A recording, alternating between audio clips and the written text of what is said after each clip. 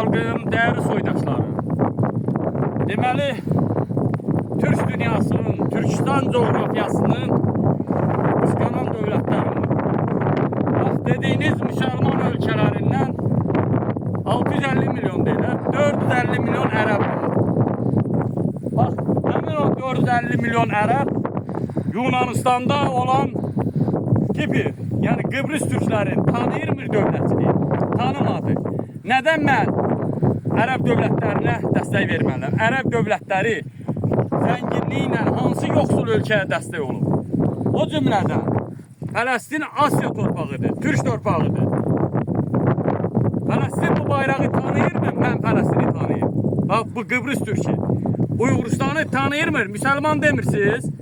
Uyğuristandakı demək olar ki, Çin zülmünə məruz qalan türkləri müsəlmandır. Onları Farslar tanıyırmı? İranlılar.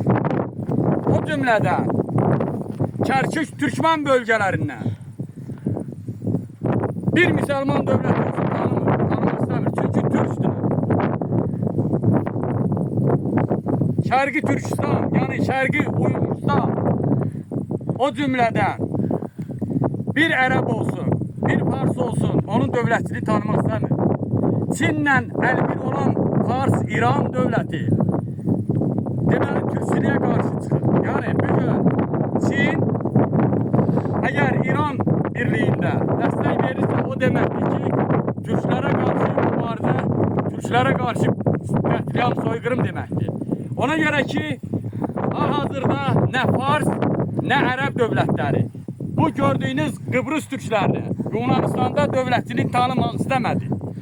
Hal-hazırda Uyğuristandakı da Çin zülmünə qalan Uyğur türklərini bir ərəb, nə də Fars demir ki, müsəlmanlar zülmə məruz qalır.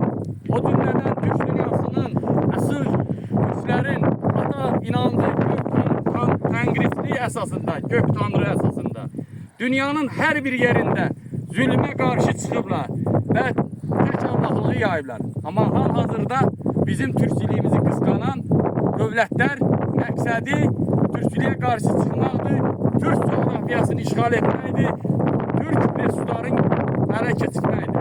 Ona görə ki, bütün Türk dünyasında, o cümlədən Türkiyədə, Azərbaycanda ərəblər əsasən də Səudiyyə Ərəbistanın siyasəti nəticəsində bir də İranın çirkin siyasəti Türkistan coğrafiyasına qarşı çıxmaqdır. Amma biz bir Türk olaraq Türk dünyasına birləşməsi bunlara acıq gəlir. Hal-hazırda Osmanlı İmperiyası demək olar ki, İslamı qorusaqladı. Ərəb, Türk demədi. Hamıya İslam deyərək baxdı, bir gözlə baxdı.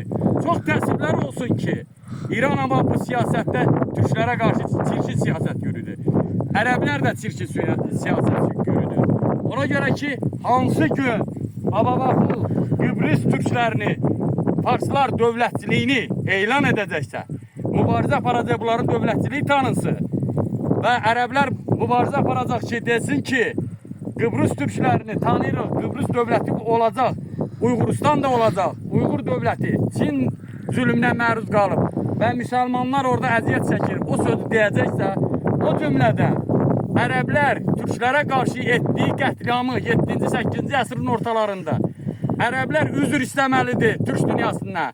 Türk dünyasının torpaqlarını işğal edib və resurslarını əldə edib və deməlidir ki, uzun əsrlərdir, illərdir biz sizin sərvətinizi talamışıq və onların geri qaytarması üçün və əsasən Kərkük Türkmen bölgələrinə, Suriyada, İraqda onların böyük şəhər və maliyyələşdirmə, söz azadlığı onların dövlətçiliyini qəbul etməlidir.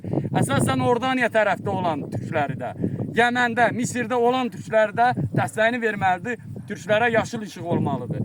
Və soyqırım etdiyi ərəblər türklərə qarşı, yəni ərəblər türklərə qarşı etdiyi soyqırıma əsasən üzr istəməlidir. O zaman mən dəstək verərəm. Amma nə qədər Türk dünyasından üzr istəməyəcək, o zaman mən İsraili dəstəkləyəcəm.